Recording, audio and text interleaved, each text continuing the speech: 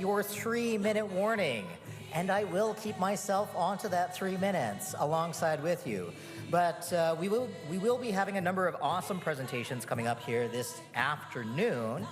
And I'm just going to ask Leslie Ann Smith to get prepped to come up and begin in about 3 minutes. But go grab your coffee, finish your foods, and we'll get started in 3 minutes.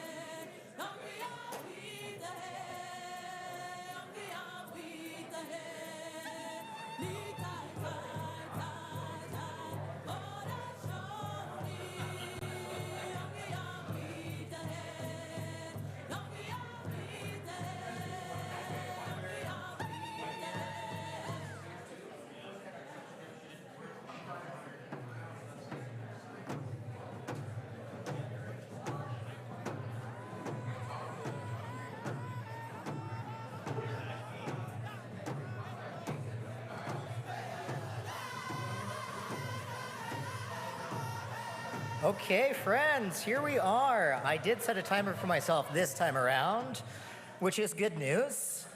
I got one quick announcement. Yeah. Nathan over here with the IOPS is so inspired with the dialogue and the health professionals here and the atmosphere. He's offering, if you guys get a hold of your HR directors, any of those, 1 year tier 2 subscription to iops.ca. Sign up by Friday. It's worth $2,500, totally free. All they have to do is sign up. So check it out. Thank you, Nathan. Give him a round of applause. And I highly recommend that as well, because as we know, healthcare itself is changing. The way we offer information about healthcare is changing. And a lot of it is online and on our cell phones, which brings me to my housekeeping reminders. And I'm gonna shame myself as well. But please remember to silence your cell phones. If you're on your TikTok, turn your volume down. Just silent. Just silence. And the last two items is friendly reminder that we have a large picture that will be taking place at the 2:30 p.m. health break right out front. We're gonna have a wicked, real deadly drone shot. Come up and take a photo of all of us. If you're comfortable with that, we're gonna be outside out front at the 2:30 p.m. health break. Just kidding, over here. And then if time is also given after presentations, we will be trying to have a Q&A. So if you do have questions, feel free to write those down. And both Cal and I, if there's time after presentations, we'll be able to run the mic around for you. But needless to say, we do have our next great speaker. Our next presenter, friends and relatives, Leslie Ann Ironsand Smith is an Indigenous born and raised in the Battlefords area. She's been a nurse for the past 34 years. Most of her nursing career has been spent in the First Nation communities in central, northern Saskatchewan. Was a long-term advanced practice nurse in North until 2 years ago when she decided she would be unable to meet the requirements of a 900 every 3 years to keep up that certification. 2010 and 2011, Leslie Ann was instrumental lead working with an amazing team of nurses that created the first Indigenous Know Your Status team in the Big River First Nation, Saskatchewan. Her and her KYS team have received numerous awards, have presented KYS program nationally and internationally. Currently, she is an interchange from ISC and working with Battleford Agencies Tribal Council.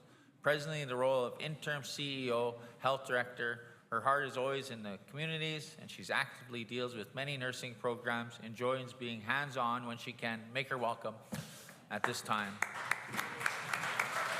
Leslie Ann Smith. Oh, you guys are amazing. There you go. Thank you. Am I able to change this myself? There, The slides? this buttons that you can use. You can also use this, the big button logo. Okay. Awesome. Well, good afternoon, everyone. I'm humbled to be up here. I appreciate it. I'd like to acknowledge the pipe that was raised and the elders' prayers this morning, because that always starts us off in a good way. And when we start our mornings off with giving thanks for another day and prayer, it just starts us off where we should each morning. So welcome, everyone. So when we come together as we have today, I look at things where good things happen when First Nations communities, professionals come together, they share their experiences and their knowledge. Every one of us in this room has a different knowledge base. We may run Know Your Status programs, we may run outreach programs, harm reduction, but we have different experiences. And we have different experiences because we were raised differently and we see people differently. And you know, that is what is amazing, is that we all bring that extra to our nations, to the people. And don't be offended when I say our nations, because they're not my nations, but I just consider myself involved. So anyway, that I appreciate today. Because we need to work together to continue sustainable programs for Indigenous people. Our healthcare sucks. Our healthcare system is broken. And if we're going to reach our people and assist them, we need to do it in the nations. Services need to be delivered at home. Creating better health for our people involves a strong cultural approach. We're broken people. Many of us are not connected to our traditions, our culture, our ceremonies. And we need to begin to heal. And when we go to a sweat, I get very emotional. Sorry. When we go to a sweat, or we speak with an elder, or we say prayer, we give thanks, that strengthens who we are as people. That strengthens who we are as providers. We're service delivery people. Our role is to deliver service to a population that has been underserved and dictated to and not served properly. Programs need to be community-based and community-driven. I can create any program at my kitchen table. Is it going to work in the nation? Probably not, because I haven't done the research. I haven't engaged with the nation. I never believe in a cookie-cutter effect. So yeah, we got the Know Your Status program. It kind of has some of the same components, but it's delivered differently in every single nation, because every single nation has a different need. They have different people. They have a different cultural perspective. So we must take that into consideration. When I got asked to speak to the conference, I didn't know if I was bringing greetings or what my role really was. So then I seen, wow, you have an hour, Leslie. So I thought, well, you know what? I'm going to look at a little bit of history on what I've done in the Know Your Status program. I'm going to look at kind of where we are right now. And I'm going to look at what I see, because I'm not completely engaged anymore. So I consider myself on the outside looking in. and I'd like to give some advice. I'm not telling you what to do. I'm not saying you're not doing it right. I just want to give you my perspective on what I'm seeing today. So Tansei, Ani, welcome. I have an Anishinaabe background. I didn't know that until I was older. My band is from the Tutinawasabing in Manitoba. My father was raised there till he was 6 years old, and my grandfather died of tuberculosis. My grandmother brought her kids, the 4 kids at that time, back to the Battlefords. They were raised on a cut line just south of Battleford, and so I'm an urban Indian. I was raised in the Battlefords, so Battlefords is my home. The nations surrounding North Battleford, I'm very comfortable in. I played volleyball and soccer from the time I was a young kid. Our Friendship Center was very much involved in the youth and the programs in North Battleford. Cal's dad was very instrumental in our Friendship Center, and they were raised urbanly for quite a while. And I'm happy to say he lives in Big River. My heart is with Big River, a lot of what I do. So community-based and community-driven. So in 2010 and 2011, when I was working for Indigenous Service Canada, which I still am an Indigenous Service Canada employee, this will be my 26th year with them. However, I'm on an interchange to Battleford Agency Tribal Council. So what that means, I'm rented to them. So I still get paid by Indigenous Service Canada, but I work for Battleford Agency Tribal Chiefs and in a variety of roles, and I was brought on board to be the health director and to assist the Tribal Council and the nations with health transformation. So we're looking at transfer, but we're looking at transfer so that it does not infringe on treaty rights and that it meets the needs of each nation that belongs to the Tribal Council. As I mentioned before, they all have specific needs to their nation. So again, that's not a cookie cutter effect. But in 2010, we started to see increased cases. We'd seen Hep C for a while in our clientele, and we started to see more Hep C. And we know the majority of clients that have Hep C are intravenous drug users. Then all of a sudden, we started to get sporadic cases of HIV. And nobody seemed concerned until we got the HIV. We should have been dealing with the Hep C more radically or on top of it more, because we knew that the intravenous drug use was there. So once we started to see the cases, and I'm going to tell you one scenario that really got us moving was we had one client that went partying on the weekend, shared needles. He had 23 contacts that he gave us, and 19 of them became HIV positive. So that's how quickly these diseases can spread. And so my big thing always has been diagnosis. Diagnosis is important. You need to diagnose people because telling a diagnosis to someone stops their behavior for the majority of people. And so that's why it's important. So Big River is where I was working at that time. Big River, which can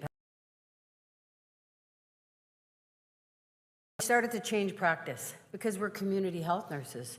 Community health nurses don't draw blood. Community health nurses don't test. You know, we were giving babies immunizations. We were doing health promotion. We were doing all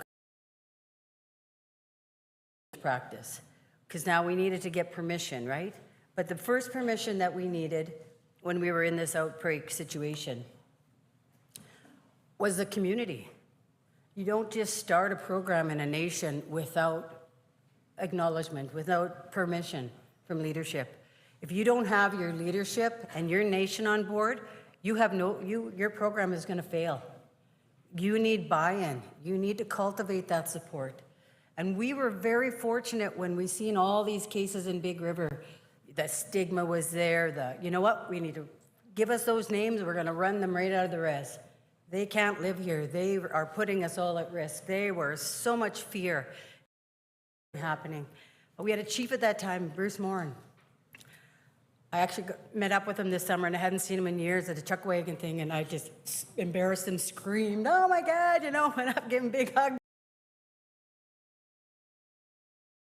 Because he believed in us, he trusted us as his nursing staff, and he said, "Okay, we got to do it. I don't want these people to feel like they don't belong. This is their reservation. This is their community, and I need them to know that we're going to support them." And that doesn't happen. That is where that support comes that strongly. So then from the chief at that time, and he had to go to his council. You got, I think it's 12 council at Big River. Trying to get a quorum when you have a large council like that can be difficult at times. But it took conversations.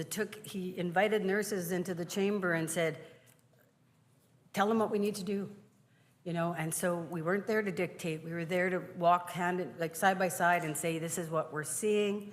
This is what's going to happen. This is what we feel we need to know. At that time, we had Dr. Khan. He was very much instrumental in moving us forward. Tom Wong from Ottawa, you know, it was a huge concern because we had one of the biggest outbreaks in Saskatchewan across this country. And Saskatchewan is just over 1 million people. Like, these numbers were huge. And they immediately, we started them spread. They were in the other nations as well. They were rising. So our elders, we had to bring our elders. And the next step was the elders came into the chamber with us, and they were split. They were split on supporting these clients. They were split on they needed to leave. You know, they were their fear of, you know, their grandchildren, their chapans, like, this is going to infect us all. You know, this is going to kill us. It was scary. And so we needed to ensure that we told them we have your back. This is a program that can support clients to not spread the disease, spread the illness. And so once the elders were on board, like, we got yelled at. They blew our hair back in some of these meetings. Like, you guys are trying to keep people here that are not good for us. And so it took a lot of communication and a lot of education. And I don't believe in saying you can educate your elders, because our elders educate us. So we didn't educate the elders, we informed them of what was happening. So then it went to a community meeting. So it's got bigger and bigger. So now we're at the band hall, and community-wide invite was sent out.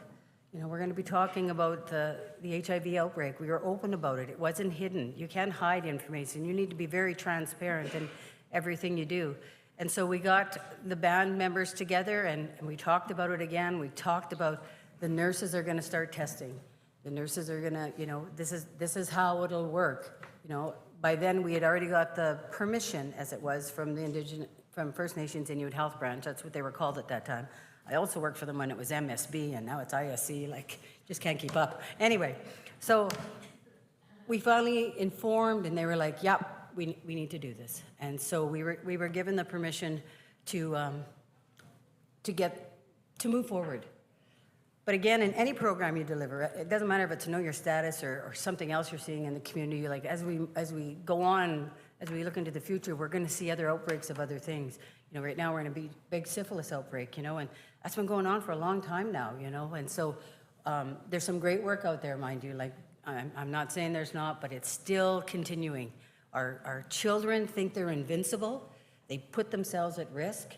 You know, usually this part of my presentation, I say, how many of you have ever had unprotected sex? You know, nobody wants to raise their hand, but, you know.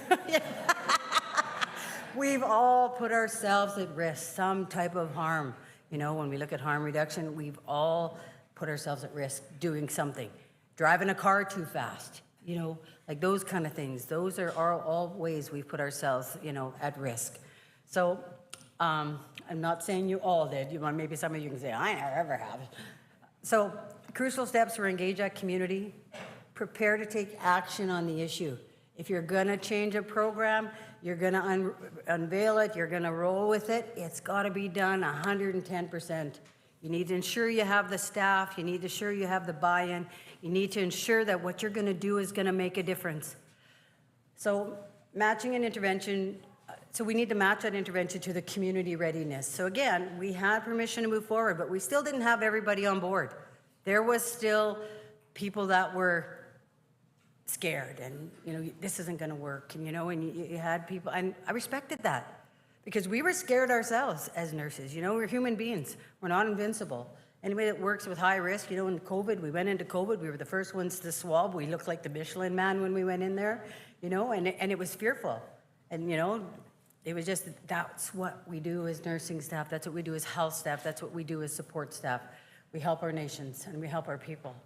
So the readiness had to be there. And like I said, be prepared for surprises. Because you may think, oh yeah, they got my back. I'm going to do this. It's going to be perfect. This program is going to be amazing.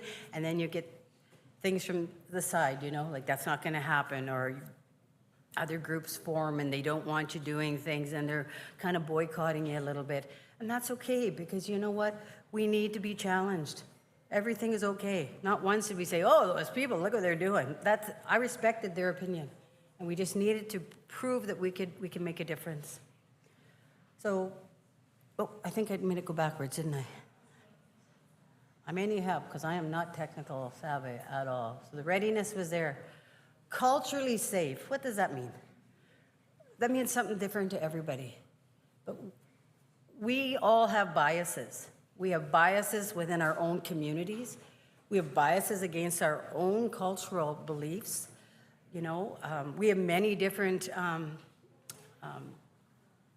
religions in the nations. Not everybody's traditional. We have, you know, like some of our bands out here, there's Anglican cemeteries, there's Catholic cemeteries, there's, you know, then there's just the one big cemetery, you know. So we had to deal with a whole bunch of things. But in the end of the day, when you talk about cultural sensitivity, people need to feel respected.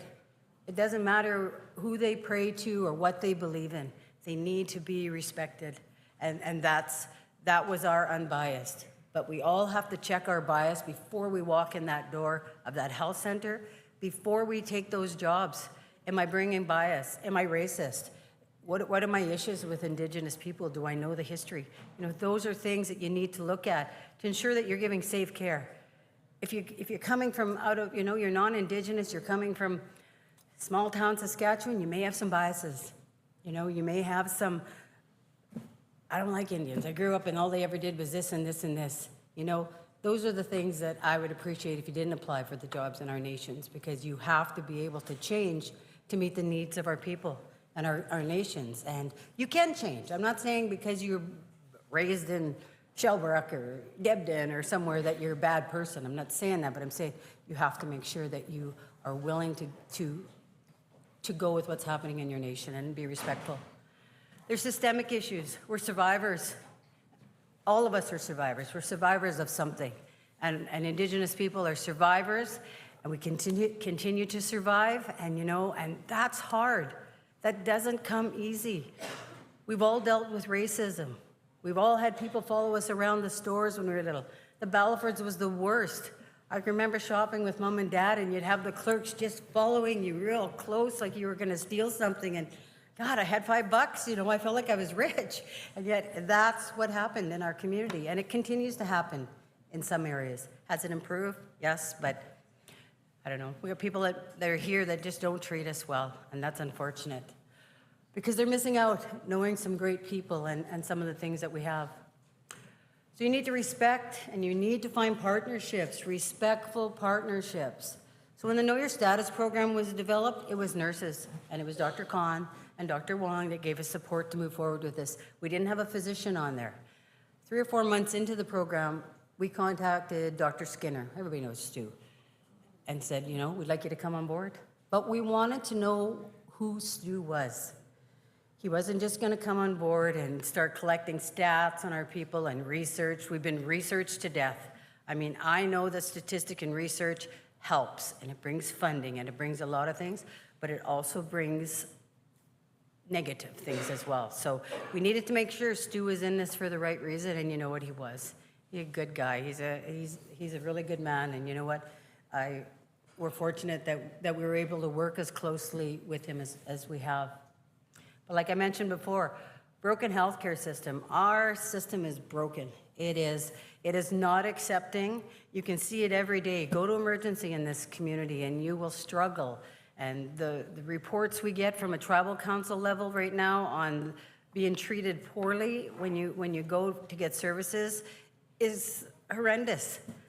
And so we sit on committees that are at the higher level and say, this is what's happening. How are you going to fix this? But we have a broken system, and it's right across the board in this province, and to me, that's unacceptable.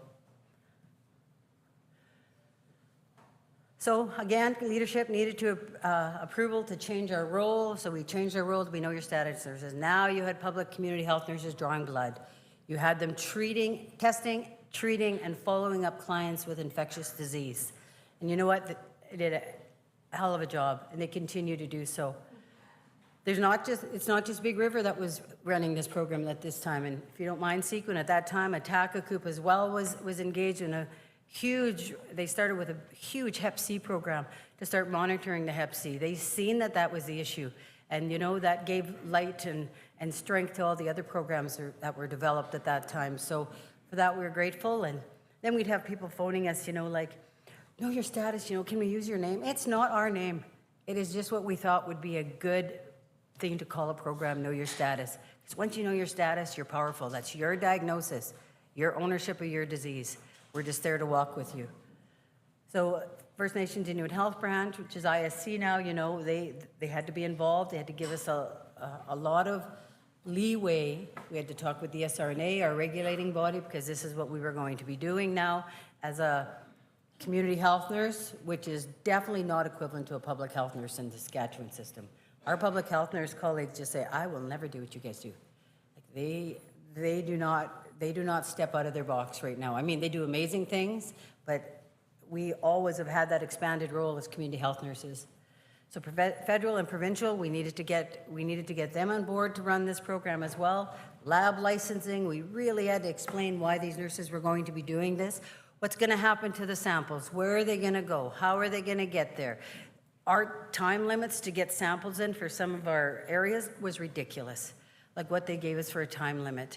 And then we were treated poorly when we dropped them off. Where are these from? Have they been sealed properly? Like, oh, look, they weren't spun right. They're on a little angle. Like, we heard it all, but I'm always ready for that fight. It's like, you know what? Bring it on. You are going to accept our samples. You are going to be respectful when our drivers, nurse, support staff show up with these samples. They are going to be run like anybody else's samples. But it was change. Nobody likes change, even though if it's for the better. So people in the nation didn't like change. The provincial system didn't like change. The lab definitely didn't like change at that time. But I'm fortunate that one of the lab executives here, I know her very well. She's actually good friends with my daughter. So we were able to collaborate and get people on board, because some of the stringent rules, it stopped us from doing what we needed to do. Education was a key component throughout the continuum of Know Your Status program, right from building the community readiness to supporting clients and their families. It required a lot of support. It wasn't just a 15-minute visit you were booking people in for. You might be spending half a day with someone. It was really important to have that education. The education needed to be community-wide education. It needed to be culturally appropriate education. I always laugh, because it was like, we need cultural safe resources, and we got these pamphlets sent to us from Ottawa, and they had a feather on them. So all they had was the information with a feather. Well, I guess that'll do for now, but it needed to meet the people. It needed to understand where they were coming from. So as we go through, as many of you have, you've all developed amazing resources for your nations, and that's what they need to do. They need to be specific to where you work. Competence. You've got to be competent in what you do and what you roll out. If you are not competent, you are not going to get the buy-in. If you're going to hum and haw and say this is, you're not getting buy-in. People aren't going to trust you. You got to know your stuff. You got to read. You got to look. What's our next step? What's the best practice right now? Best practice, I love using that word, because we need to know what the best practice is, but then we need to know how it fits into our nations and with our people. So know your stuff. If you're not being supported, find a way. There's always a way to find things. Sometimes I'd get a blatant no. I'd find that elder that I connected with, and I'd say, I need some advice. I need some help. This isn't, it's not moving forward. I don't know what my next steps are. I don't know what to do. And they would assist us. They would move you forward. But don't take no for an answer. I don't take no for an answer from the province, from ISC, from anybody, because no stops you dead in your tracks. Try to find a way. Try to find unique ways to deliver programs and unique ways to find that support. So this is what my presentation is going to be about. I don't know if I'll make it to the hour, because I believe when you're telling your story, there shouldn't be a time limit. So I may finish early. I'll try not to go over. But where does the client fit into this equation now? At the end of the day, you wouldn't be dealing with any of this if you didn't have clients. If you didn't have people that are struggling or people that have put themselves at risk. The most important piece for develop a program is the client. The client has to be right here. They have to be the shining light. They have to be why you're doing what you're doing is the client. It's relationship building. Those clients aren't going to trust you right away. If a client's not coming back to you, why aren't they coming back to you? What's happening? What, you know, addiction's involved here. I know that. This is, crystal meth is our nightmare right now. But you know what? Why is the client not coming back? What can we do that's going to entice people? And I don't mean buy them. I mean entice them, to support them, to want to have ownership of their illness, to want to have power, to want to take control of what's happening in their life. Building strong relationships will ensure your project's success, and it needs to start with your client. If your client isn't trusting, they're not supportive, it's not going to succeed. Open communication, honest and transparency. There should be never anything hidden in your health programs. Your health is for everyone. I want to know what my health programs are. I want to know what's happening in the cities and the towns and the hospitals. If something has to be hidden, then it shouldn't be on your agenda to move forward with. You got to be honest and transparent. You got to build that trust. Trust is the key to success. Respectful relationships with HIV clients is crucial for their well-being, not ours, for theirs. Healthcare providers need to offer compassion, dependability, and active listening. And like I said, these are not, don't be booking people in for 10, 15 minutes. You may have them for a half a day. I still can visualize the day that we gave diagnosis to clients. Devastated. And right when we first started, it was like, I just gave them a death sentence. And that's tough. You go, no, we're going to walk with you. You know, there's good medications out there. And at that time, it was a handful of pills. It's not the one pill a day anymore. And they were just, it didn't matter if their addiction was controlling their life. That diagnosis absolutely devastated them. The look on their face was more than anybody could comprehend. You immediately had to go in. You gave them that moment. They needed to cry. They needed to be upset. You need to cry with them if you felt like it, you know, and just, you know, we're going to get through this. We're going to do this together. We're going to be a team, you know, we're going to walk hand in hand. So the client always, to this day, anything I do, it's like the nurses will come to me. We have a STBBI mobile team out of BATC, and they'll come to me with questions. It's like, well, what did the client say? Where are we at with the client? We can always give a solution, but I always say, if you come to me with a problem, I'll say, what do you think? And that's what we need to be doing with our clients. What do you want here, you know? So building strong relationships and ensure the project's success. So if I repeat myself, sorry, I did this kind of last night after boning out moose for 3 hours. Open communication, honesty, transparency. I think I'm going backwards here, guys. Statistics. Statistics are crucial in program development. They help us identify outbreaks, monitor, and guide public health practice. Bang on, perfect. But when that becomes more important than the client, then that's an issue. I'll hear people say, I tested 75 people today. Good for you. Like, that's awesome, because that's a big deal. That's a lot of work. But now what? I don't want to hear next week, but I've only got 30 people come back. People are number driven. They think that, you know, if we test this many, you know, that's good. That's what people want.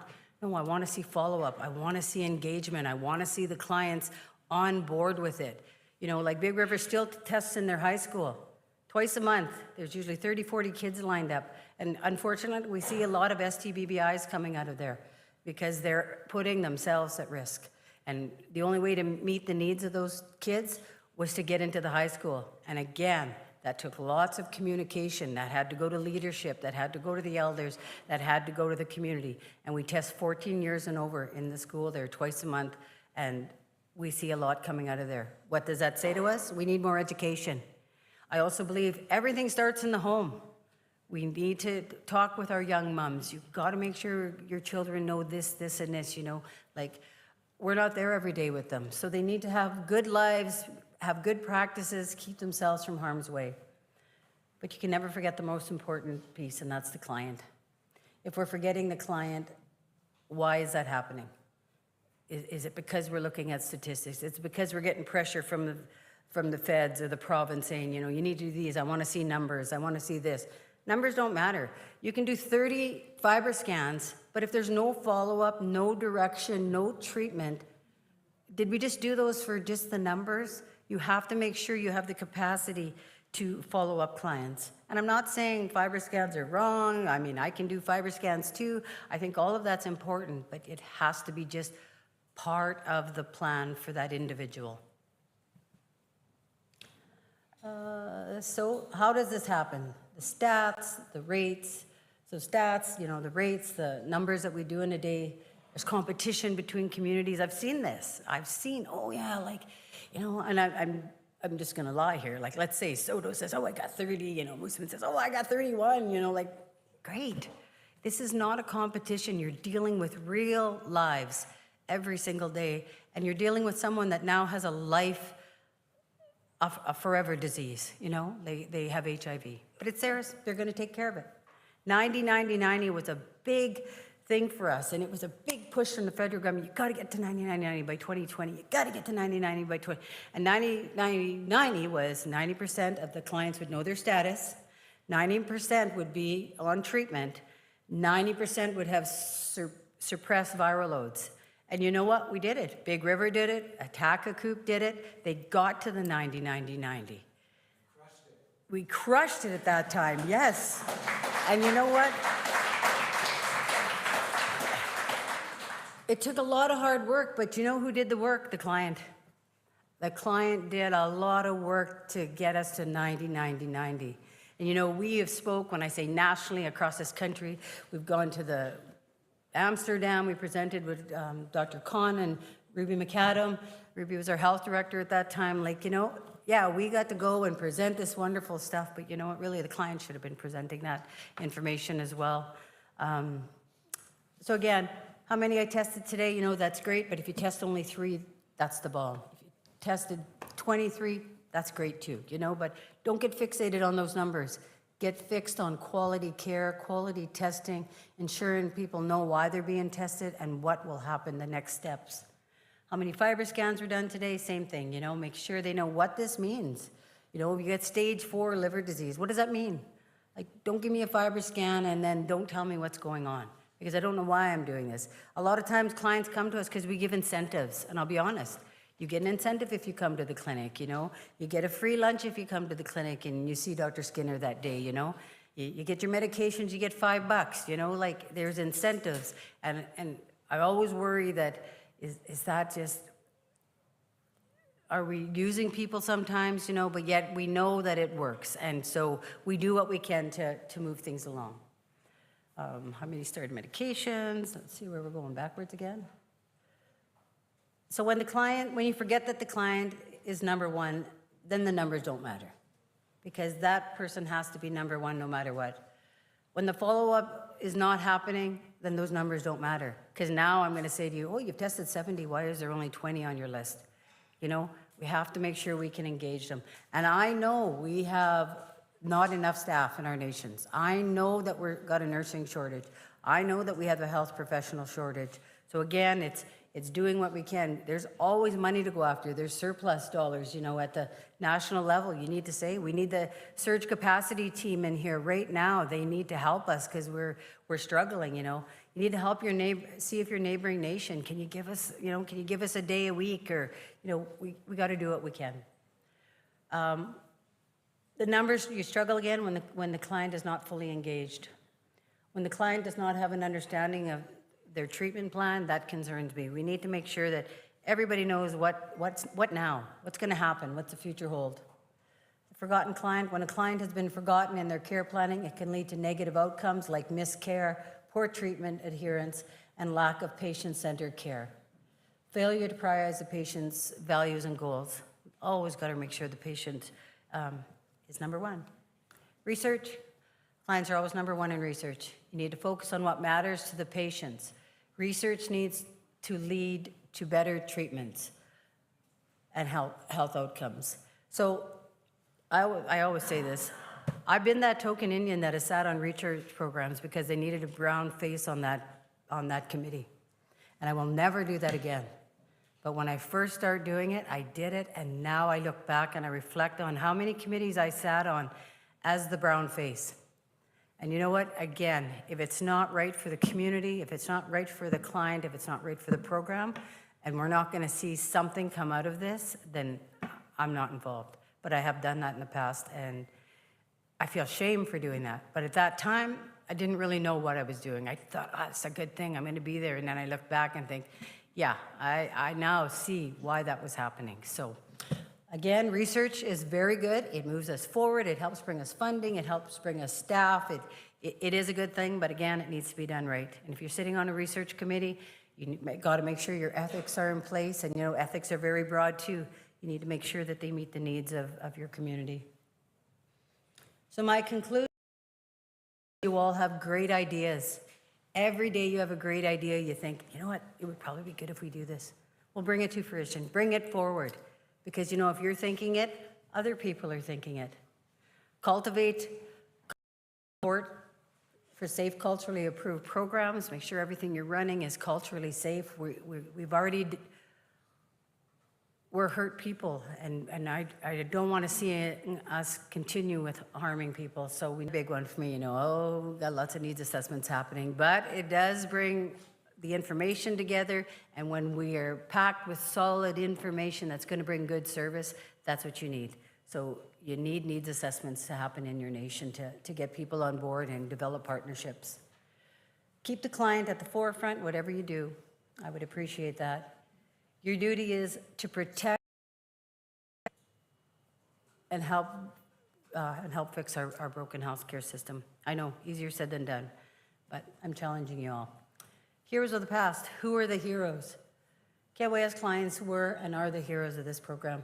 We have lost a lot of our clients that we first diagnosed in 2011, not from the HIV, but from the addictions. From the crystal meth, from the cocaine, from the overdoses. We've lost a lot. I always wish that, you know, we were able to put a picture of some of them, because they were the ones that came forward in the beginning, and they were the ones that helped our program grow, and they showed that we can succeed. We can suppress this virus, you know, and I think of them often. And one of the nurses in Big River, Jolene Block, and I, you know, sometimes I'll say, do you ever see such and such? You know, they always had a big place in my heart, you know, and when I hear that one of them have passed, it makes me sad, because they worked really hard to get control of their disease, even though they had addiction issues. There was lots that they went through to survive.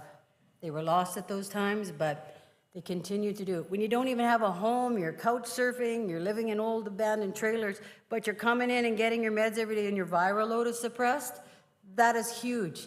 They are heroes. They did it. And you know how hard it was? Some of them were walking many miles to come to the clinic. So I always consider them my heroes. I remember them forever. I memorialize them in many different ways.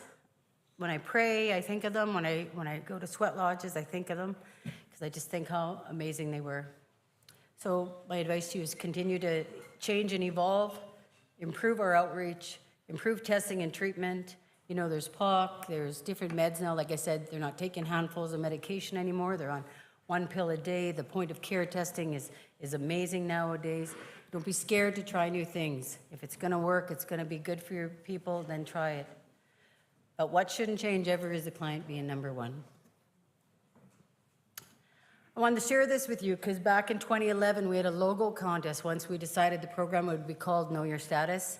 And we did a logo contest in the school, in the high school. And this was the one picked, and I'm sorry, it actually sits on my old desk in Spiritwood, and I had the clerk there take a picture of it this morning. So Trey Whitefish was maybe 15 years old when he did this logo for us. And then our elders chose it, and it became the logo and the brand for everything that we do, and they continue to use it. He's now a young man. He's got to be in his late 20s, because we did this in 2011. And yeah, and we take great pride in that, and it stays in our office, and his mom was so happy, and he got a computer, you know, one of those big computers. That's what we had at that time, you know, and he just walked out with his 2-3 boxes of his computer, and, you know, it makes my heart happy. So I'm not sure what we're at for time, but that's my presentation, and I hope you got something out of it, and I'm always available. Like I said, I got my phone number here. As I said, right now, I'm interim CEO of BATC, and that is a awakening for me. I'll tell you, my eyes are wide open.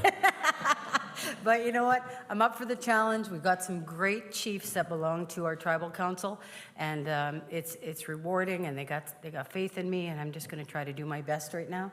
I'm also the health director. I believe in nursing. I am a nurse at heart. I still love to practice. I'll go out and test. I'll do whatever I have to do yet. You know, if the girls are needing an extra set of hands, like nursing will always be what I do and what I consider myself behind a mother, a wife, a mother, and a grandmother. So thank you, guys.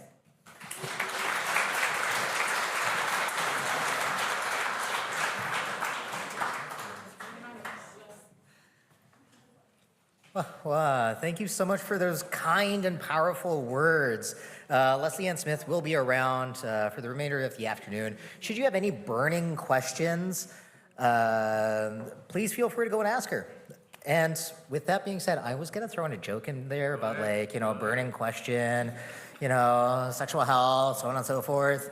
Insert laughs here.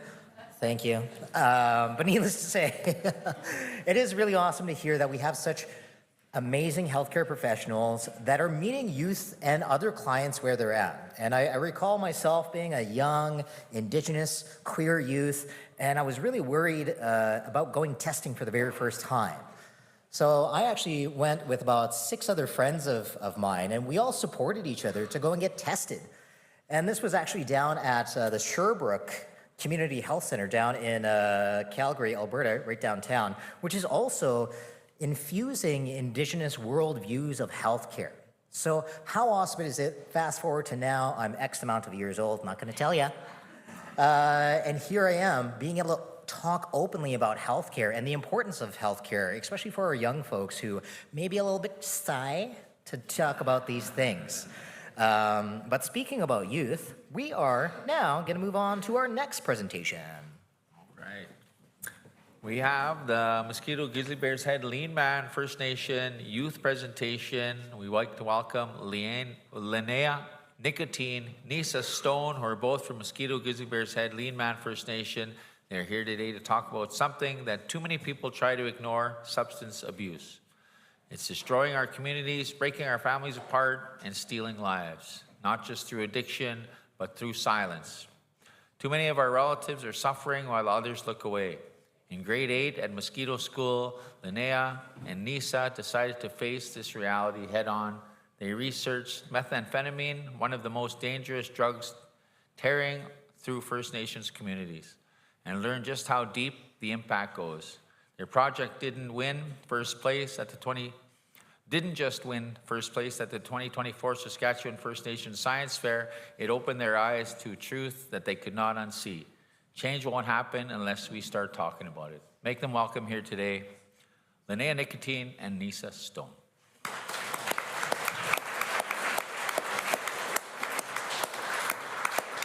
clapping until they get up here. Keep on clapping, they're downstairs. And on. Where are they? Actually, that's a good question. Carry on. Are they just real shy right now? Linnea Nicotine and Nisa Stone. I was looking down here, I was like, boy, they've aged.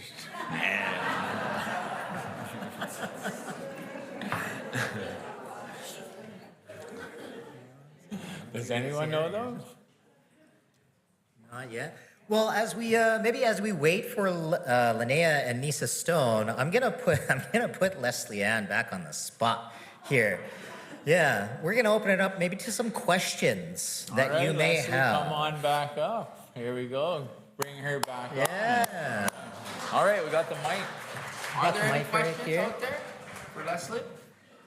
Thinking about your own communities and thinking about the amazing work that Leslie Ann Smith here has been able to do when it comes to the Know Your Status campaign and the intersectionality that needs to happen within healthcare systems. Do you want to come up here? You want to stand down there? It's up to you. Check 1, 2. All right, we're live. Perfect. All right, if you go ahead and raise your hand, we got a good runner over here. All right. I've been asking artificial intelligence some questions here. So one of the things that I found out is that the cost of a single HIV infection in Canada is estimated at $1.4 million per person over their lifetime.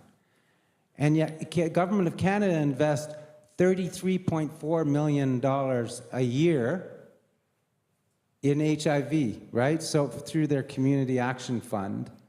So that's like, that covers like 28 people, right? So my question is around the funding. How much funding was shifted? Because I know there was a shift in funding, and the government like really was embarrassed by the numbers, by the statistics coming out of Saskatchewan back then. And I know they threw a lot of money at it.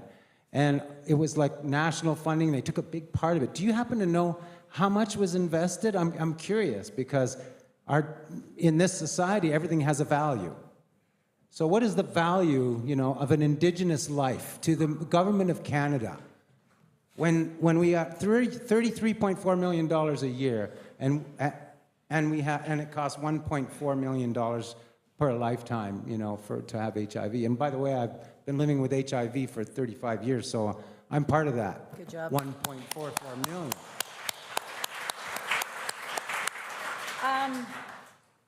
So I don't have the exact numbers. Tom, do you have the numbers? Yeah, but what I want to say about money and investment and how it's a burden, as they say, on the healthcare system. HIV or diabetes or something, we don't invest in the health promotion. We don't invest in the before.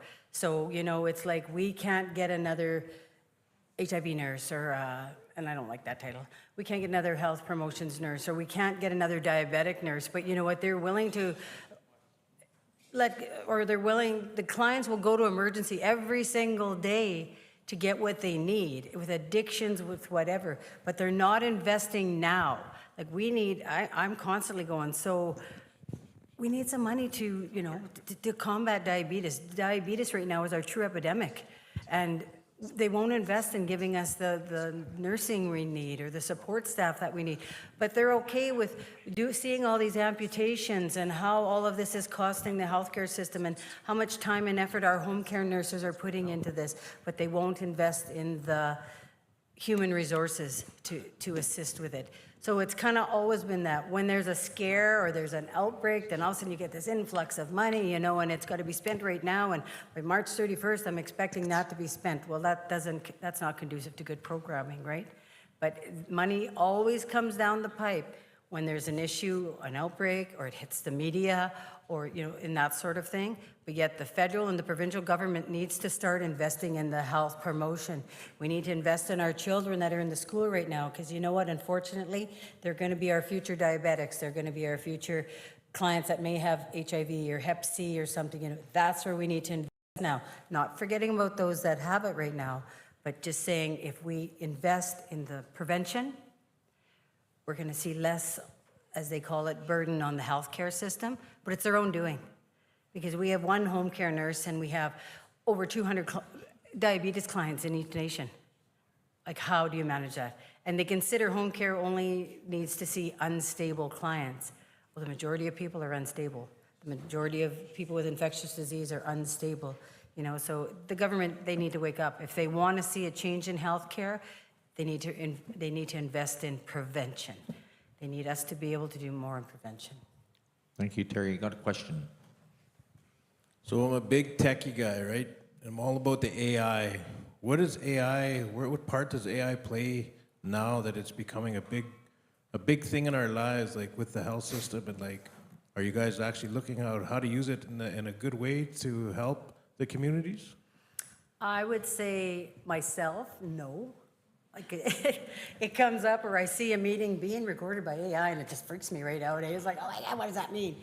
I mean, there is a place for it. I do know that. It is in some of our conversations that we're having at the leadership level, the health directors level. We're having someone come in and going to be discussing AI and how it can be positive. Because people also see it very negative, right? So right now we're in some meetings and they say, no AI. Because, it hears you, it hears side conversations. Like, there's a lot of paranoia also around it. But I mean, I can look up something and it's just like, wow, this is good. This thing could write my whole presentation, It's not personalized, but, there's a place for it. And I think it's still so new, Nathan, that we do need to find out. Are you one that could do a presentation on the positives of AI? All right, well then we will be knocking on your door, promise. Good job. I can vouch for that. I don't know if I was running out of humor, but he's like, check this out, bro. And he put jokes of a POW MC, and there was. I was like, hey, man, we're on a roll. They were laughing.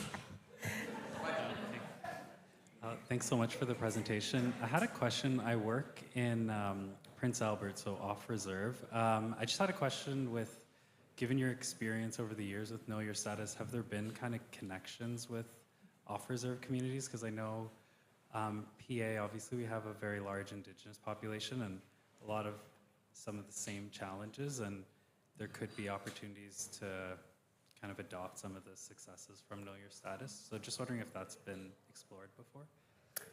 Oh, absolutely. So one of the big supporters back in the day when we first started was Dr. Leo Lanois.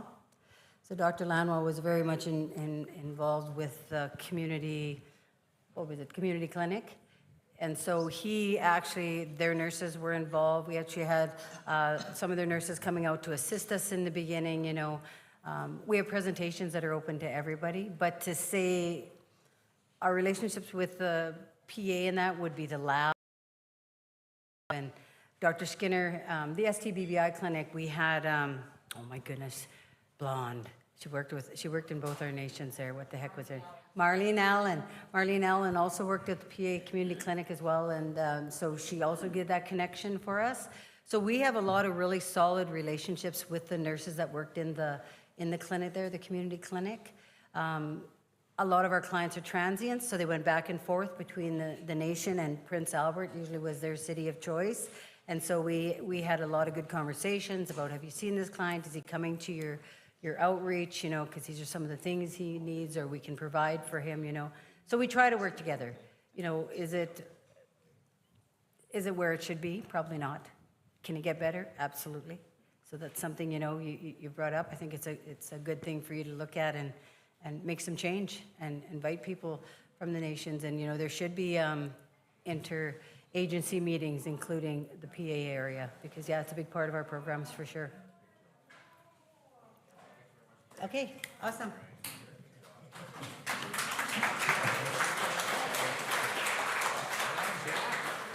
All righty. Well, how awesome was that? I'm really glad that we can have some Q&A, get you nice and, you know, jumpstart that brain once again.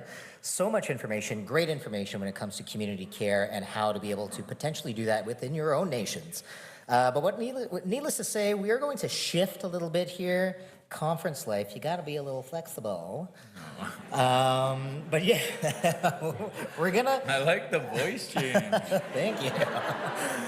It's the hormone therapy. Just kidding. We're actually going to shift into a health break now. God, you got me all red. We're going to shift into a health I break. have that effect on many people.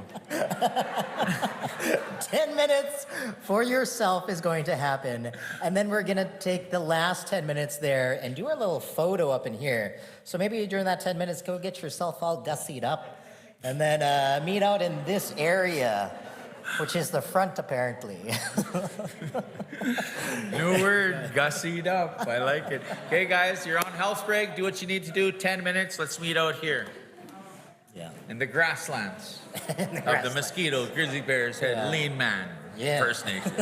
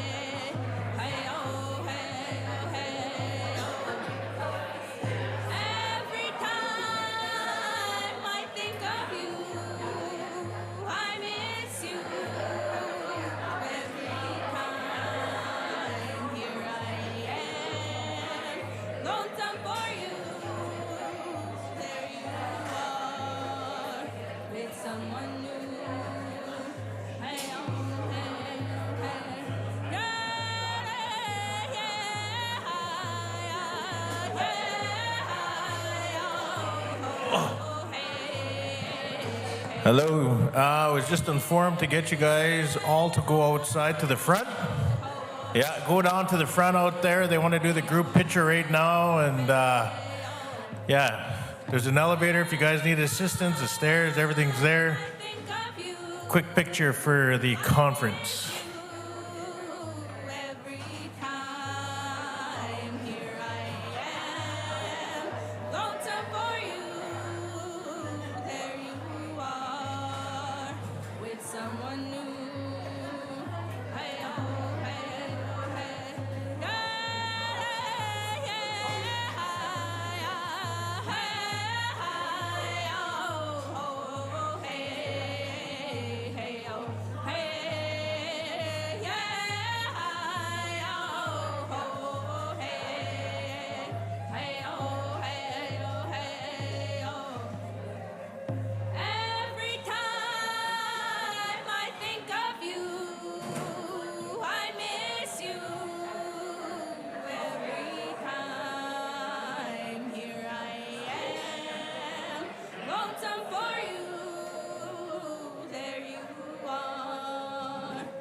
Someone new. Hey, oh, hey, oh, hey, oh.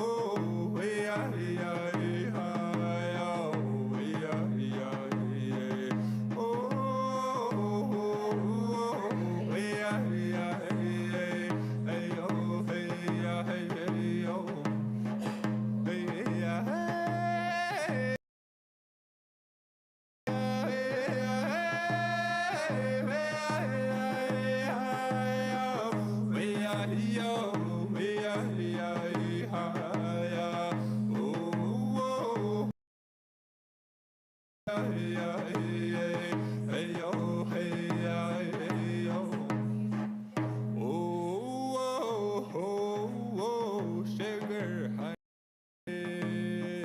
you are the one for me. You are everything I've ever wanted. I'm so in love with you. Oh, sugar, honey, dear. Hey, oh, hey, hey, oh.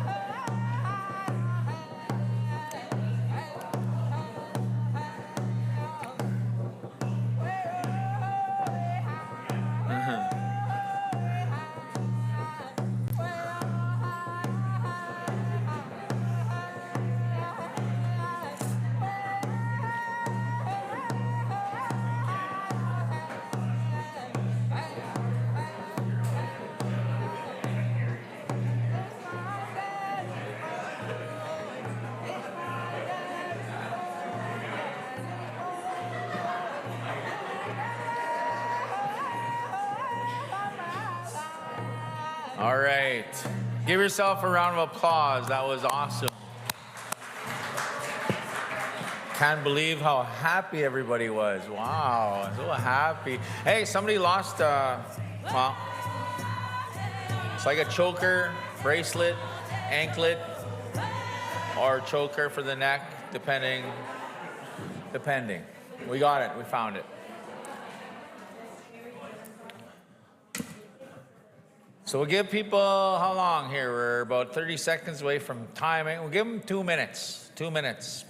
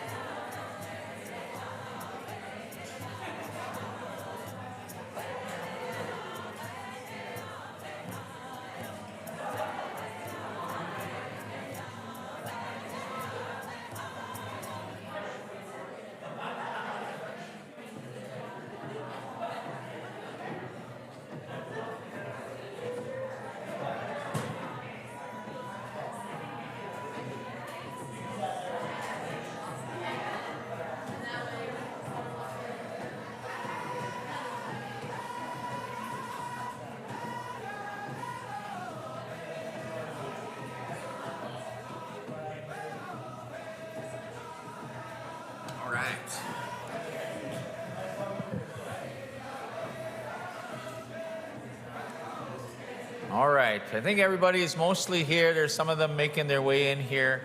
I'm going to call forward our co-MC here, Mr. Jack Saddleback. Bring him on with a big round of applause. My man. All right. Thank you so much for the warm welcome. I'm glad that all of us were able to go outside and have a quick little photo and look at all your gussied up faces. You know, as a Two-Spirit person, sometimes folks think of Two-Spirit roles as being like those contrary teachers, right? So when I said that the front was that way, I actually meant it was that way. That was a contrary teaching, so I'm glad y'all got that, right? Anywho. Reverse psychology, we call it. Also, Tell them one thing, they do the other. Yeah. Nowadays, we call that gaslighting, though. It's modern. I'm just joking. But as always with conferences, we need to be a little flexible. So luckily enough, we are going to just shift some of our presentations this afternoon. We're actually going to move on and invite up Travis Spyglass. So Travis Spyglass serves as the Bison Paddock Coordinator, a role that reflects both his deep respect for traditional knowledge and his strong commitment to environmental stewardship and cultural revitalization. In this position, Travis is responsible for overseeing the care, health, and management of the bison herd, which is just over here, by the way, a vital symbol of resilience, strength, and connection to land for Indigenous communities. I'll invite Cal to say the last two paragraphs here for Travis, but I will let you know this is my cousin. So I hope that you all clap real loud for him when he comes up here.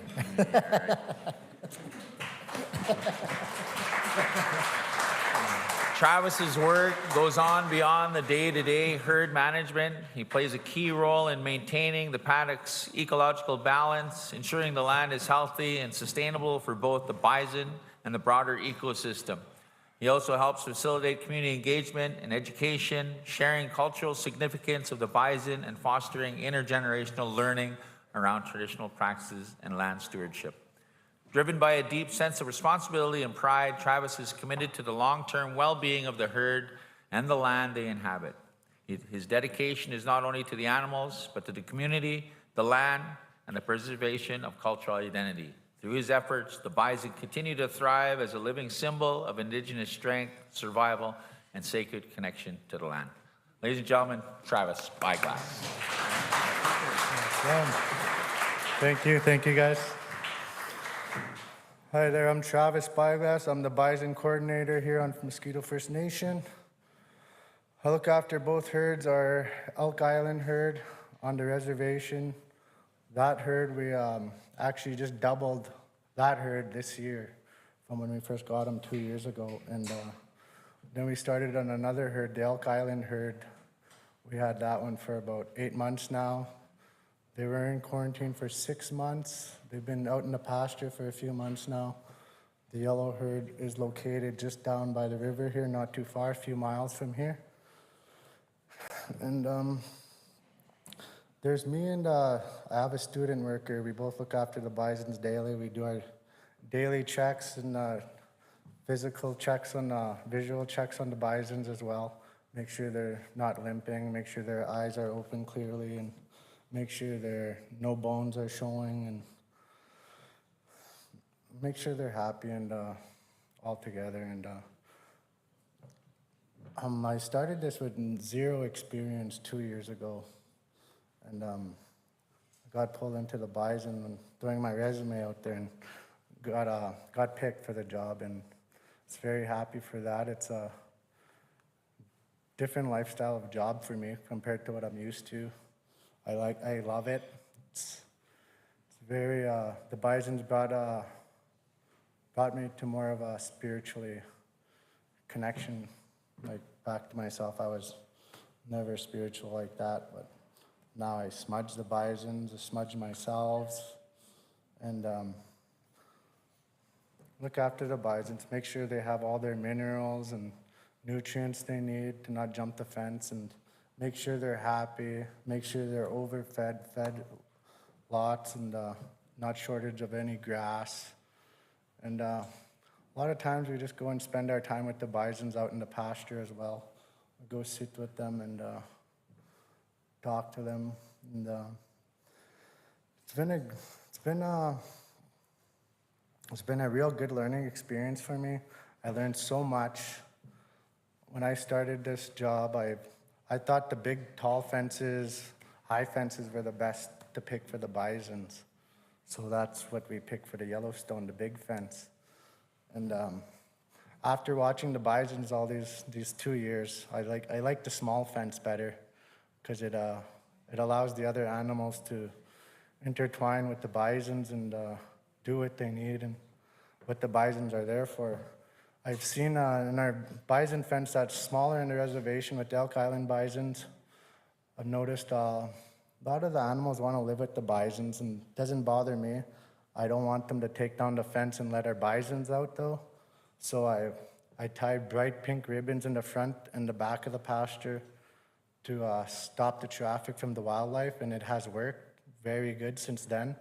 So I keep all the wildlife traffic on the sides, so that's where the wildlife jump and go through out their days. But in our bison fence, I've noticed there's been quite amount of elk in there that want to live with the bisons. We have about 20 elk in there. We have about 3 moose right now. We have about 20 whitetail, about 5-10 muleys. We have a couple bears. We have 1 wolf I know of, a cougar. We have a wolverine. There's probably more missing, but those are the ones I've noticed and seen there.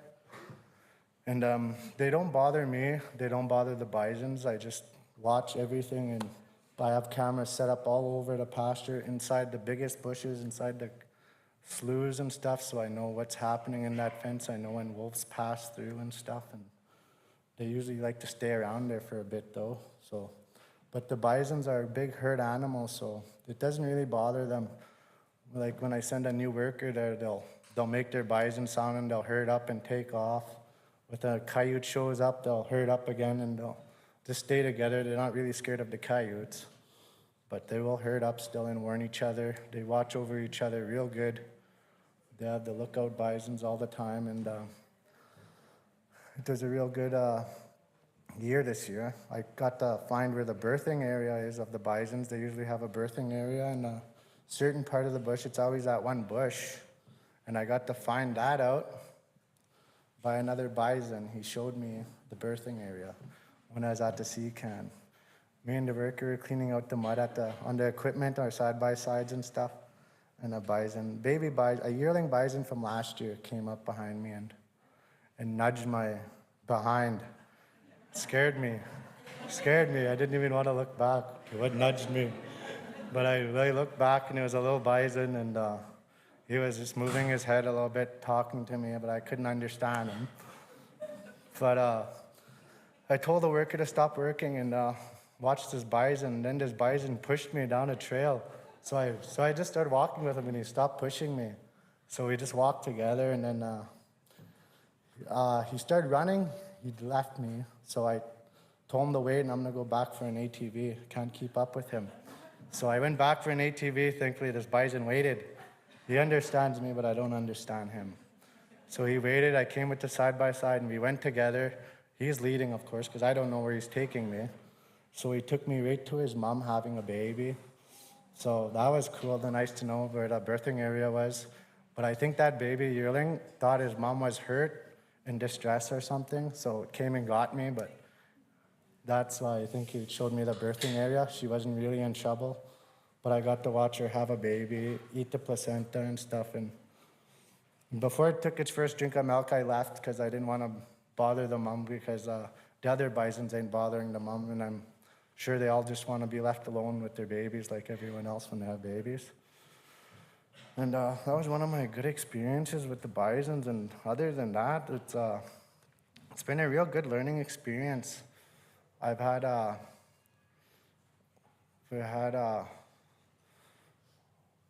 had one bison, actually, a mom, came into my dream one day, and it wanted prayers, not prayers, but it was hurt. It was heartbroken, hurt. It was running around in my dreams. It brought me to my work in my dreams. I was at work in my dreams, and she was coming around, running around me and stuff. And then I don't know, I could see the whole pasture from the ground, and she's running around the whole pasture. So I went there, and next day when I woke up, because I was sleeping, so when I woke up, I went back there and I smudged it for about a week, smudged that bison, smudged the area. And I could see her acting, she was good. I could actually tell which one she was that came to my dream. So I smudged them all, and it actually been good. It helped her lots and helped her get through those tough times. And how many of you guys have ate bison before? Wow, that's good. It's a good amount. And I wrote down a couple little health facts about the bisons. Sorry, I got a paper here. Well, we all know bison is very healthy for us, but we don't eat it as much as we should. We should actually be eating bison as much as we're eating beef, and our health issues would probably lower a little bit if we're eating bison just as much as we're eating beef. The bison is lean, nutrient-dense red meat that is high in protein, iron, and vitamin B's. B vitamins, sorry. It has lower fat and calorie content than beef and other red meats. It's known for its high-quality protein for building and repairing muscles and other body tissues. The lean and low fat the bison offers, it's leaner than beef and contains fewer calories and less saturated fat. Vitamins and minerals, it has iron, B vitamins, zinc, selenium. The iron is vital for transporting oxygen in the blood, boosting energy levels, and increasing endurance. B vitamins, bisons are rich in B vitamins, especially B12, B6, and niacin. That will support a healthy nervous system, boost energy, and aid in metabolism and brain function. Zinc and selenium. Zinc, which is important for the wound healing and DNA protection, and selenium, which has antioxidant properties. And if I was eating more bison, I would probably not be taking my B12 I need for my energy after work to go watch my kids after work and stuff for the more energy. If I ate more bison, I wouldn't need to be ordering B12 for that. So I think if we start eating like more bison meat, like making pemmican out of it, going back to the old ways, pemmican, if you eat pemmican twice a day, instead of, you can actually prevent diabetes from happening.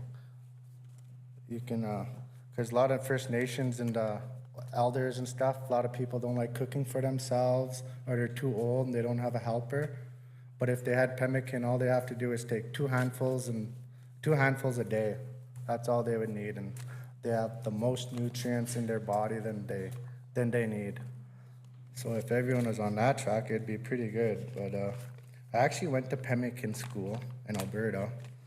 It was very cool. It was cool learning experience. I did it during a bison harvest in Kainai First Nation.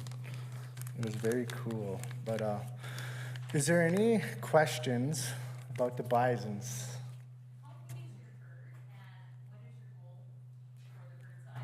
Our herd is 46 Elk Island, 12 Yellowstone.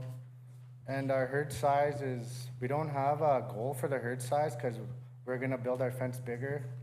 Or we're going to have a few hundred bisons at the end of it. But we are making a 10-year plan, putting that intact so we can figure out what we're going to do with the bisons ahead of time. And when we get to the max amount in our pastures, we already calculated that. So when we have to build new fences and stuff.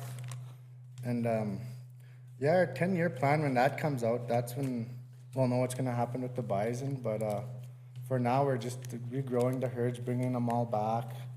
But in the near future, we will do bison harvests here on our First Nation. But I'm not sure when that is. Question. Expensive is it to make and package, and are you putting it out for sale and like Oh, me? No. what? No, Oh, you guys. pemmican, it's just made with towel, meat, and berries mixed like almost like a dry meat, and then you're gonna mash it and mix it all up together. And then you use bison meat. That's the best for it because there's nothing that can beat bison meat. It's the best. A lot of us don't know because like we're too Yeah. Western diet. It's actually I had a nutrition thing, a paper, but I lost it. There's nothing like it's a main course meal when you eat one little handful of pemmican. That's a full course main meal, and that's you're better, you're healthier than me if I go eat my 3 meals a day, my regular steak and whatever. Your little handfuls are a lot better. And My grandchildren pemmican for the rest of their life. oh, that they wouldn't be diabetic, that's for sure.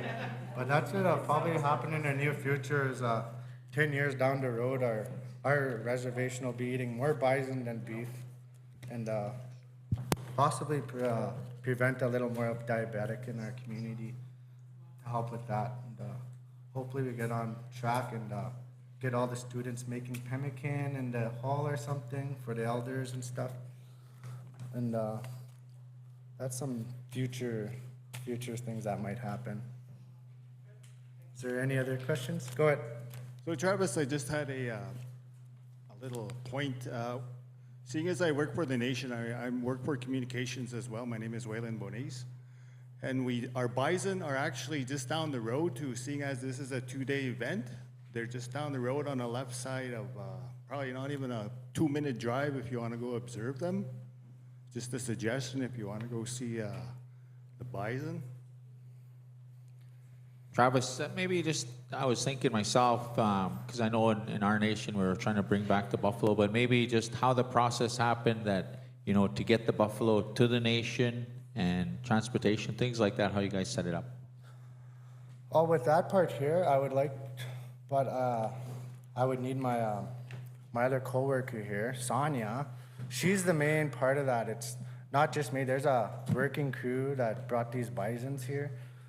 I'm just the person who looks after them, but the computer people above all this is Sonia Gardapi. She can't be here right now. She's on other work businesses, and but she was the main person to bring the Yellowstone here, did all the paperwork, and making sure they crossed the border on time and stuff.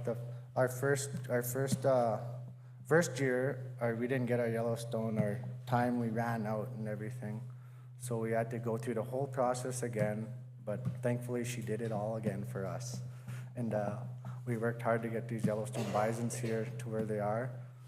And I'm so thankful that they're here, and I wish she was here to speak more about this because she was the main person who brought the bisons here.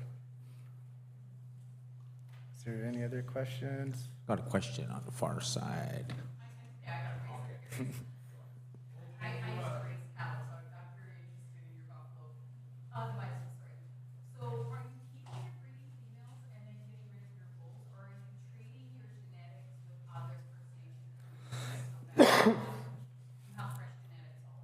We have enough. We did have that plan to trade bisons out and stuff, but I'm just gonna put a Yellowstone bull, mix it with our Elk Island bulls, and we do have plenty of bulls to harvest and keep. But right now we're not harvesting any, like we should. So right now we're just growing our herds. I have a lot of bulls. I have a lot of cows. Yeah. Yes, we do. Yeah. Not really giving out our secrets right now. Thank you. A couple of those last two tobacco questions. I know, though, we were interested in Muskegon we had buffalo there prior, and then we had a presentation, another gathering, and the buffalo, either from Elk Island or Yellowstone, they are no charge. And I think Mosquito had the transportation also covered. And as well, if you don't have the infrastructure, there's ways that they help finance that. So any of your bands, if you take that back, reach out to the people here in Mosquito, and you can bring back bisons to your nations. Yes, I'd agree, yes. Bring bisons back to the nations if you guys don't have any. It's a real blessing to have, watching them in the pastures, and if you're the lucky pasture worker who gets to look after them, lucky you. It's a very good job. It's an awesome job getting to be out there with the bisons, learning everything they do, and I learned lots. Like a bison does everything. He does something for the whole community environment just by walking from here to there. He's making foot tracks, footprints, and then those footprints can fill with water, and then you're gonna watch that bird come down from the tree. He's gonna drink in that water of that footprint. It's gonna be fresh water. He's gonna bath in it. And then they make their wallows all around the pasture so they get fresh water. And those build up and they'll drain too as well. So they do get fresh water. They don't always have to drink out of their sloughs. We haul their water daily as well. If they drink out of their water troughs, I don't see why not just keep giving them water. And every time I give them water out of their water troughs, I like to drink the water because we get it from our water treatment plant. So a lot of times I don't know when the water's not good, but I could taste it when it is not good. So that's why I make sure I drink the water before I water my bison. And yeah, like walking around our bison pasture in the Mosquito First Nation, the Elk Island fence, the lower fence, you go and check all the bird nests. They all have bison hair in them. The gopher holes have bison hair in them. They're all prepared and ready for winter, and it's all thankful to the bisons here. Those smaller animals that people may not think are not important are now going to have a good winter. It's not going to be hard for them because now their houses are all insulated. They've never had that before, but now they have insulated houses and stuff.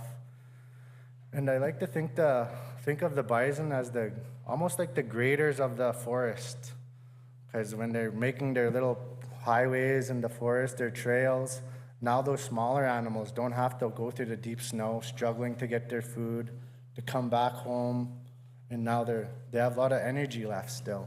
So they help out a lot of animals in certain different ways. They bring the elk back, they build the trails bigger for the elk, help them run away faster through their bison trails from the predators. So that's why they like to stay with the bisons as well. And the bears are just there. I'm still watching and learning all of this, so it's just a learning experience for me. Yeah, any more questions? Question in the back here.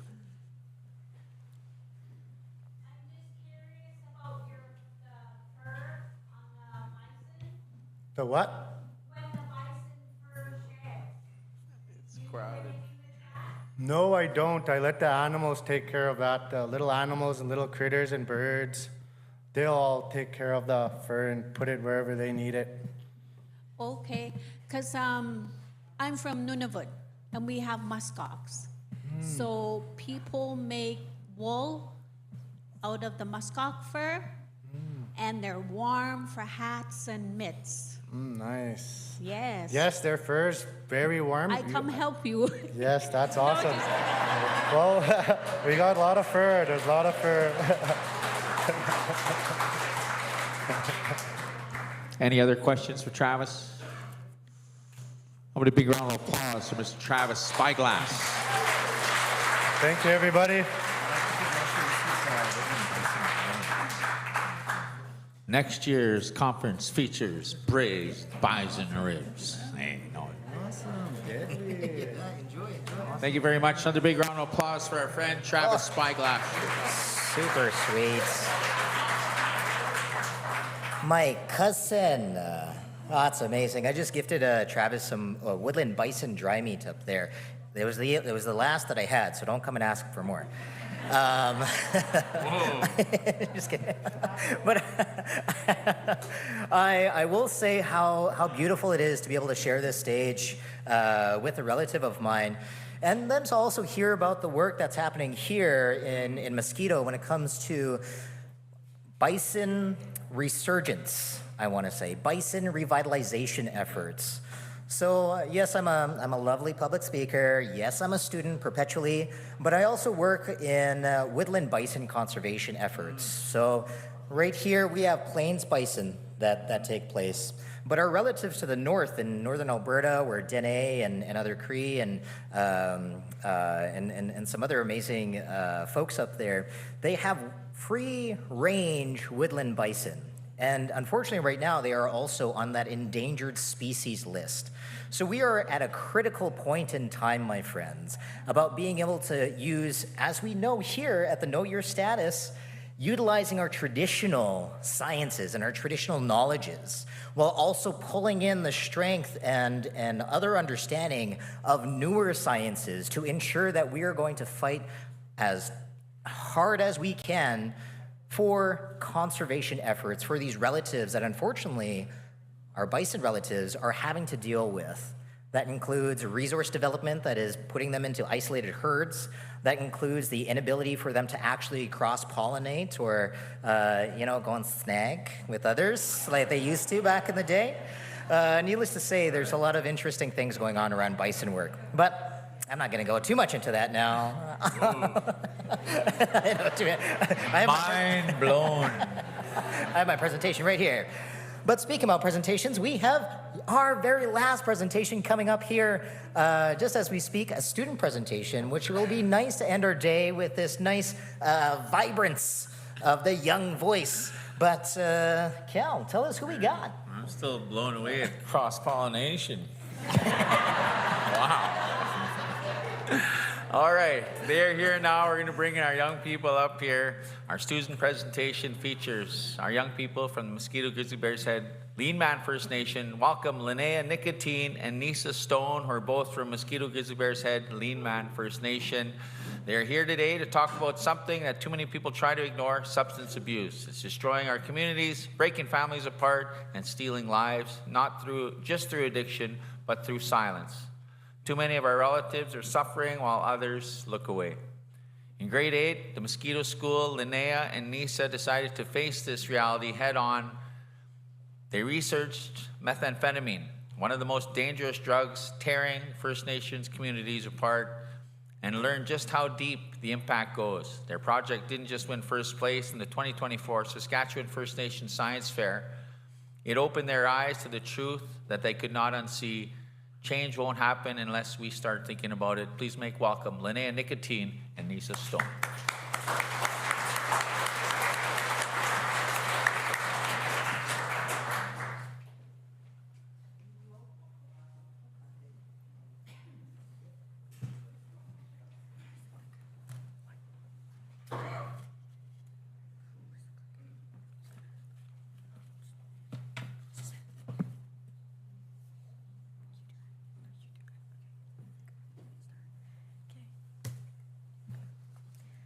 Hi, I'm Nisa Stone.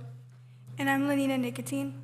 We are grade 10 students from Mosquito First Nation, and we thought of this first science fair project when we attended Mosquito School. We are honored to have been invited to come up here and speak about our opinion on the harsh addictions that have harmed many nations. With that being said, we hope that soon enough our message spreads among the people around us, and that our people will learn to find different ways to cope with their mental health issues. We are tired of hearing our loved ones lose themselves to drugs and going down the wrong path. We are here to spread awareness to substance abuse so we don't have to lose any more beautiful souls among our friends and family to drugs. What is an addiction? An addiction is when you are doing something continuously, knowing that it can be extremely detrimental to you. Approximately 21% of Canadians have, at some point, met the criteria for an addiction.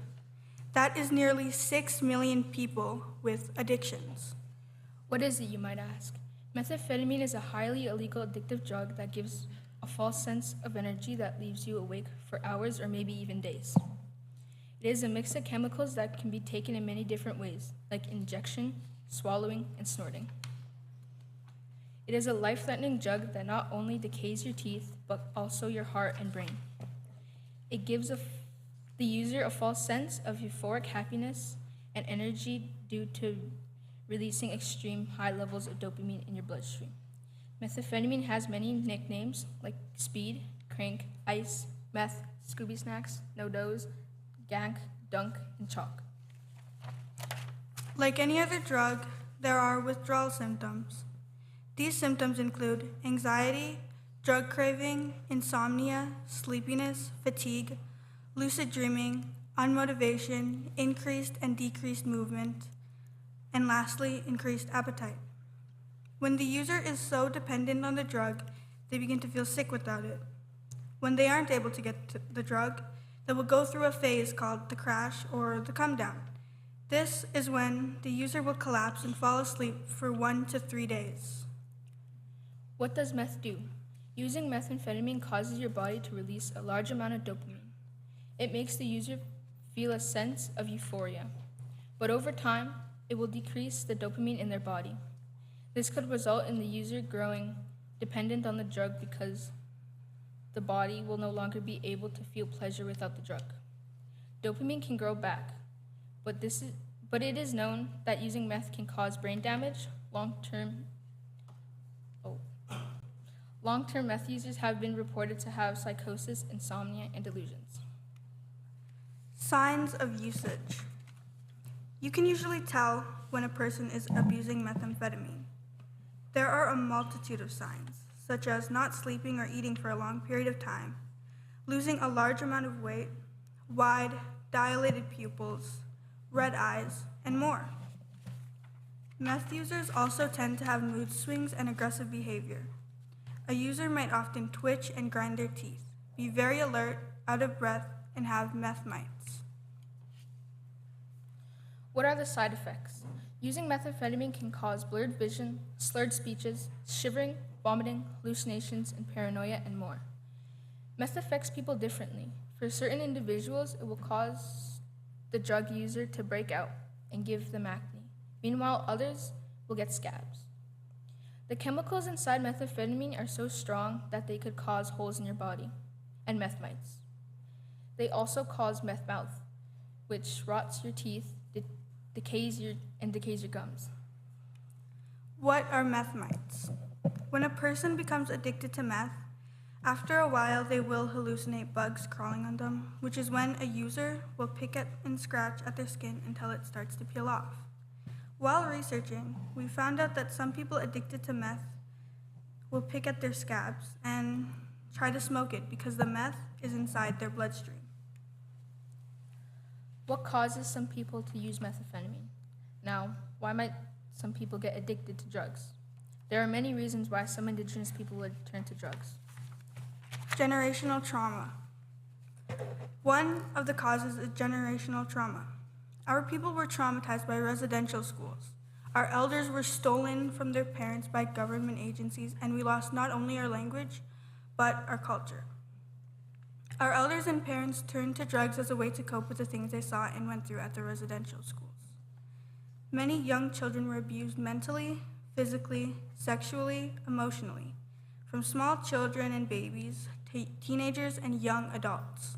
Our elders didn't know how to cope, so we hope that we can help people who are lost and struggling.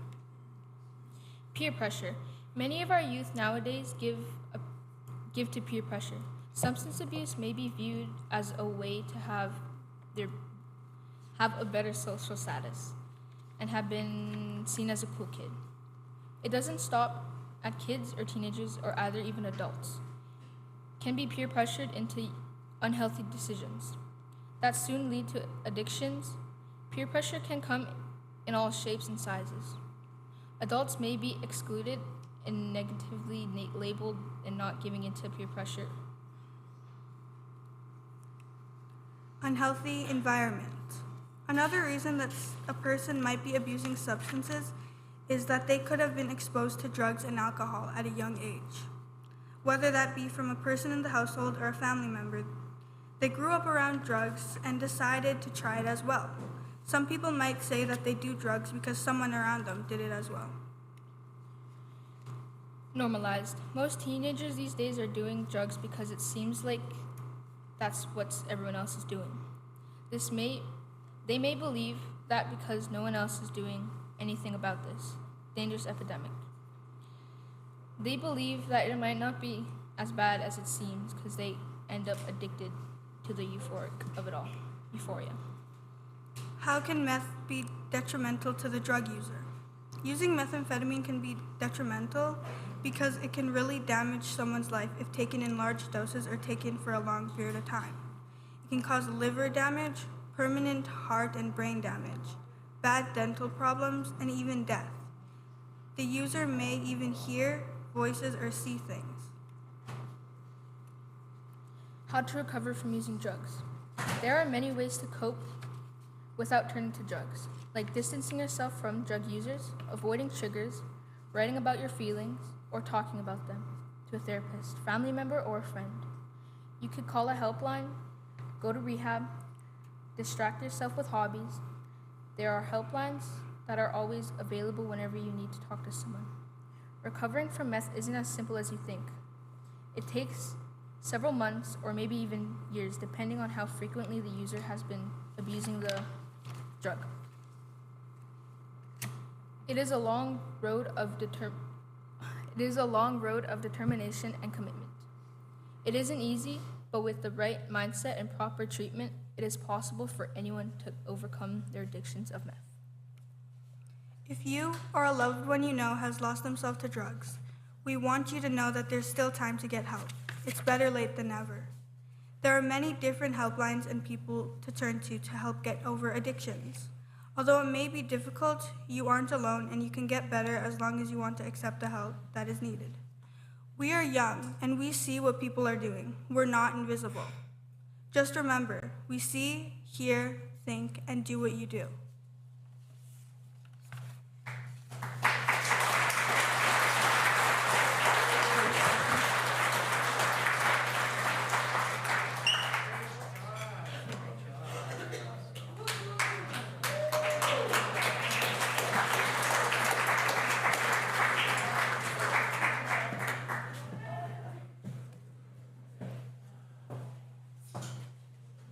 What do you got for us, buddy?